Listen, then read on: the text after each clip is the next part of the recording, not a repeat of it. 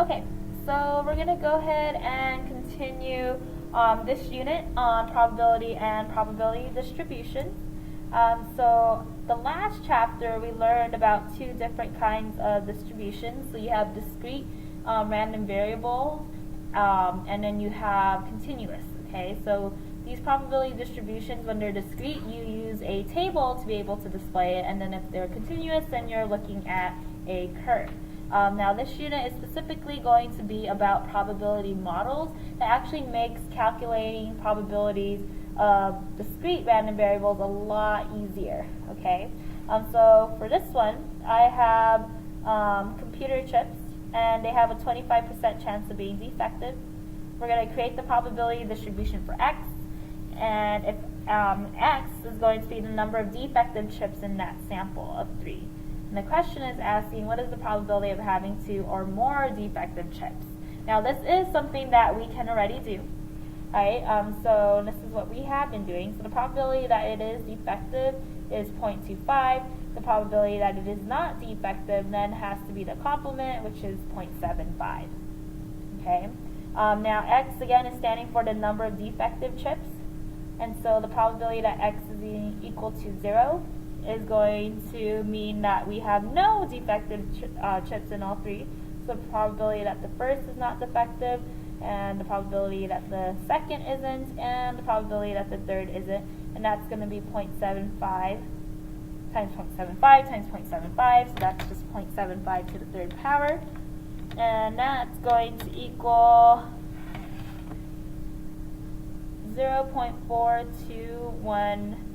Oh, this is ugly, 9. Okay, so I'll go ahead and just round that. So I'm going to go ahead and put that over here. So 0.4219. Okay, and the next one that I'm going to find is the second easiest, which is when all 3 are going to be defective. So the probability that it's defective, and that it's defective, and that it is defective.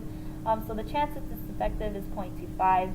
And that's going to be to the third power because we want all 3 to be defective, and that probability is going to equal 0.25 to the third power, which is 0.0156.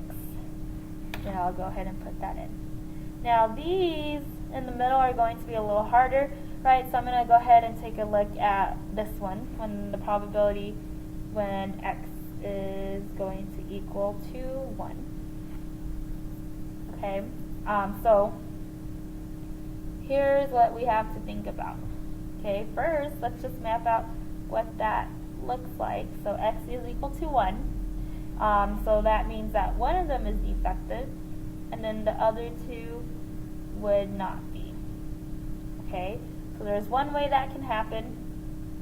It could also look like this, or that second one is the one that was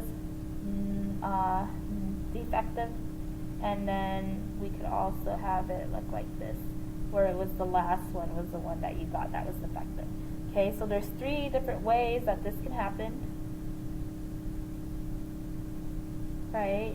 And I'm going to multiply 3 by the probability that one was defective and then the other 2 were not. Okay, and so what that looks like is going to be 3 times 0.25, right? For one of them. One of them is defective, so there's a 25% chance of that. And then the other 2, I don't want them to be defective, right? So I'm going to square it like that. And then when I do that, I have 0.25 times 0.75, and that's squared, and times 3, because there's 3 different ways. So we get 0.4219. 0.4219.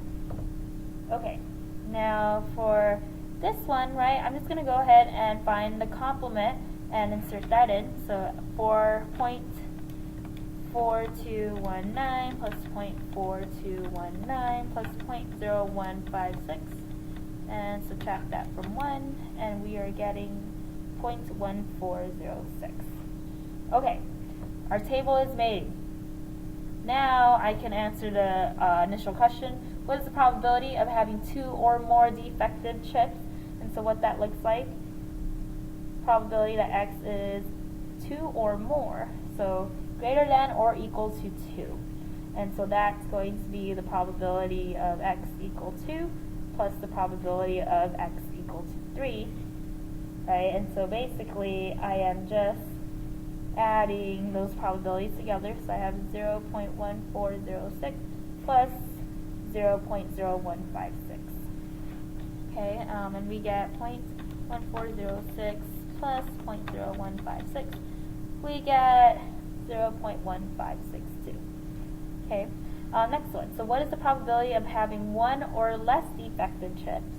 So the probability that x is less than or equal to 1, right? Having one or less. And so that would be the probability that you have none plus the probability that you have 1. And so that would be 0.4219 plus 0.4219. And that will just equal 0.8438. What is the probability of having exactly 2 defective chips? That one's easy. Probability that x is 2. We found that. 0.1406. Okay, awesome. So that's basically what we have been doing for the past few days, right? We've been building our probability distribution tables. When we run into something that looks like this, then we have to map out the number of ways before we could figure out the probabilities, right? Otherwise, we run into problems and we're missing, we're not having the full probability. Now, there is actually a trick to it. So I mentioned that you should start seeing a pattern about us having to make sure we know the number of ways it could be done, and then we're thinking about what it is, how many do we want for a specific thing, and then what that means for another thing, right? Now that has a specific way that we can figure out probabilities a lot faster through a model. And so these notes are about what we call binomial models. Okay, so these binomial models are interested in the number of successes in a set number of trials. Okay, so this is going to make a lot more sense in the context of the problem. Now, for us to be able to recognize that we may use a binomial model, 4 conditions need to apply. There's only 2 possible outcomes. We call those outcomes successes and failures, and that just changes based on the context of the problem. And then you want to make sure that the probability of success remains constant, right? So like you're not more likely to get a specific event after something else happens, right? And then we have a set number of trials, which we call n, and then we have independent trials, right? So that's how we can make sure that p doesn't change the probability. Because if we have dependent events, then we know that something happening might cause another thing to be more likely or less likely. So we don't want that to be happening. Now, if we can't necessarily guarantee independent trials, then we use something that's known as the 10% condition, right? So basically, we can use the binomial model as long as the sample is smaller than 10% of the population. Okay, so in the context of the problem, that's going to make a little bit more sense when we see a problem where we don't necessarily have independence. Okay, so that's only if you don't have independence. And then if you have these 4 conditions, basically we have something that's known as a Bernoulli trial. Okay, so notation. So binomial model, we use B for binomial, and then we have n, which is your set number of trials, and then you have p for the probability.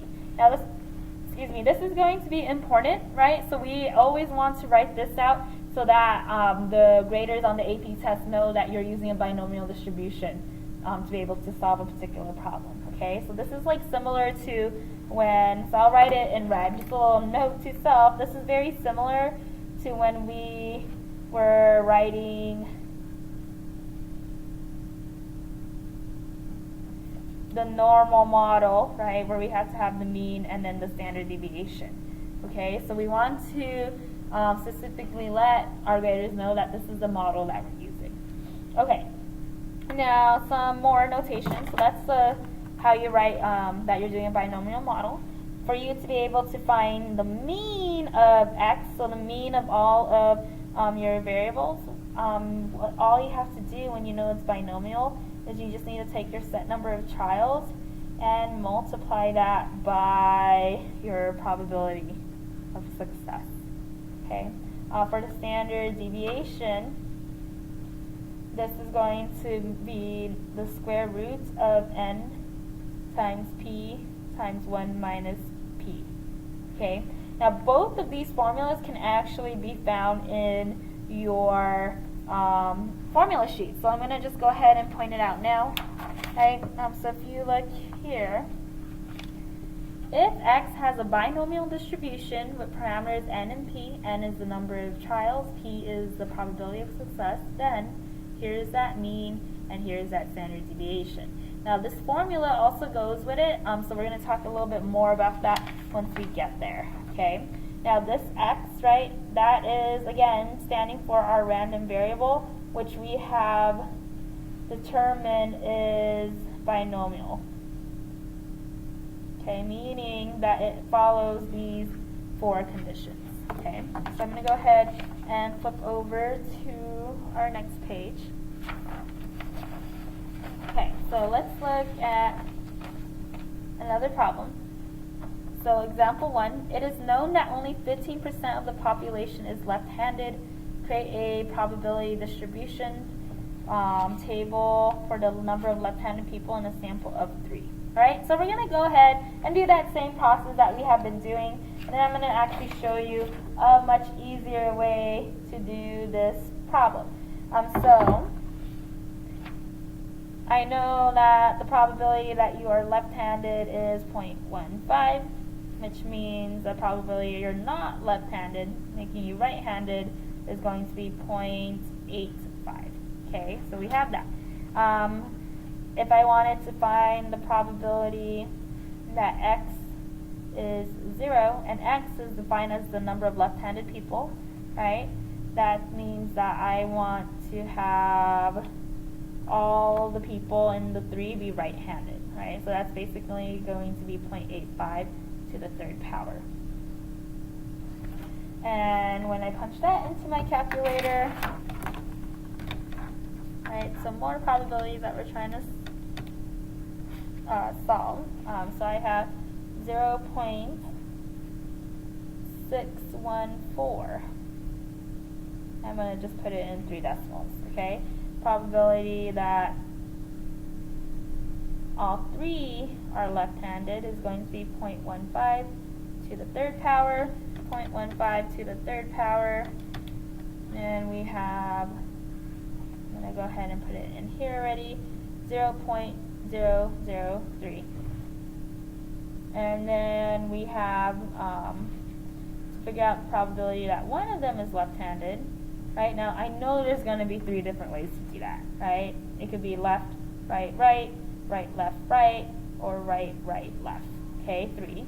And I want one of them to be left-handed, 0.15, and I want 2 of them to be right-handed, 0.85. Okay, and so that, squared. 2 of them need to be right-handed. So when I do that, I have 0.85 squared times 0.15 times the 3 different ways that it could happen, and we get 0.325. So 0.325, and then I can find at when x is equal to 2. I'll just take the complement, so 0.325 plus 0.003 plus 0.614, and subtract that from 1, and we're getting 0.058. Okay. Now, that's, again, the process that we've been going through. There's actually a quick way to get to these probabilities, right? And so we actually have that formula. So if x is a binomial distribution with parameters n and p, then this is going to be true. So I'm going to go write that down. Right, so this doesn't have to be memorized. So I have n choose k times the probability of k, probability to the k power minus 1 minus p times n minus k. Okay, so it looks scary, but it's actually not too difficult of a formula. In fact, we have been using it again and again for the different problems we have been doing. Okay, now the reason why I know that this is quicker, okay, so this is actually a binomial distribution. There are only two outcomes here. You're either left-handed or you're right-handed, okay? The probability P of being left-handed never changes as you go from person to person, all right? So I'm looking at our conditions. So two outcomes, left, right. Left to us is success because we're making x, our x variable, be the number of left-handed people, and then right-handed would be the failure. Okay? Probability of success remains constant, it's called P, right? 15% chance that you're left-handed. The number of trials is known. Well, I want to choose a sample of 3 people, and then can we guarantee these are independent trials? Now, technically, if you had 1 million people and you chose 1 out of the 1 million people, and then they're in your sample of 3, you now have 1 million minus 1 people. And so technically your probability does change, but that probability is going to change so little that it really doesn't matter because they're still going to be close together.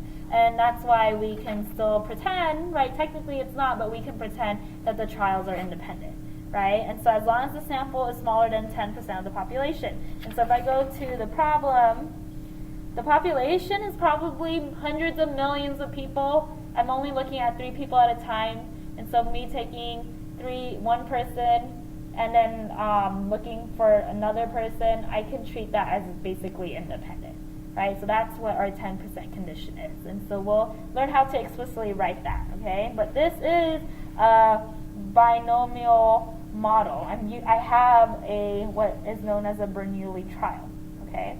Now how does this formula work? So this right here is a combination, right? So n choose k.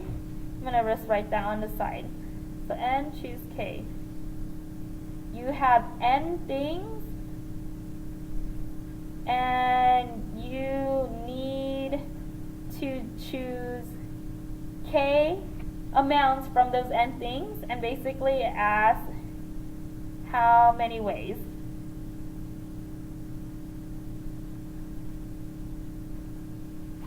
Okay, so you have n things and you need to choose k from those n things. So how many ways can you do that? Okay, and then that's known as a combination. Now P is going to be your probability of success. 1 minus P then obviously is the probability of failure, right? And then K is just the number of things you want to be successful, all right? And then N is your set number of trials. Okay, so with this problem, I'm going to identify all the pieces for you, all right? So in this particular problem, your P is 0.15. The sample has 3, so there's N. 1 minus P, sometimes I actually like to call that Q, so I'll just write that. Sometimes I refer to it as Q. Is just 1 minus 0.15, so there's that 0.85. And then you're ready. And so if you're looking here, x is k, right? So for this one, k is going to be 0. And so if I fill in this information, I have n, so 3, and I want to choose none of them, okay? And then I have 0.15, I want none of them, so to the 0 power, times 1 minus p, which is the 0.85, and then n, 3 minus 0. Okay, so what I'm looking for in this situation is the probability that x is equal to 0. there's my formula. Now, this n choose 0, right, that's called a combination. We find that with the calculator. So let me show you where it's located. So on the calculator, you have a button called Math. You want to click on that, head over to where it says Probability, and if you look, there's this right here, N choose R. So if you click on that, C appears, and so I have 0, and I have 3, right? I have 3 things, so I need 3 people, and I want none of them to be left-handed, and when I hit enter, 1. So there's only one way that can happen.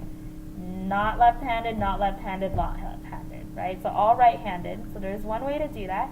Now, the next part of the formula, so that's the 3 choose 0. Next part of the formula says 0.15 to the 0 power. You learned this, anything to the 0 power is just 1. And then I have 0.85 times to the 3 minus 0 power. That's just 0.85 to the 3rd power. Now, when I do that, that is exactly what we said x equals 0 is supposed to be. Okay? I'm going to jump down to the other one that we were able to do really quickly. So the probability that x is equal to 3. Okay? So k is 3, n is 3. So 3, choose 3. Probability of success, right? So we define that as to be 15%. 0.15, and then that's to the 3rd power, and then 1 minus p, right, I'm using this formula, that's 0.85 to, so k, n is 3, k is 3. Okay, so when I do that,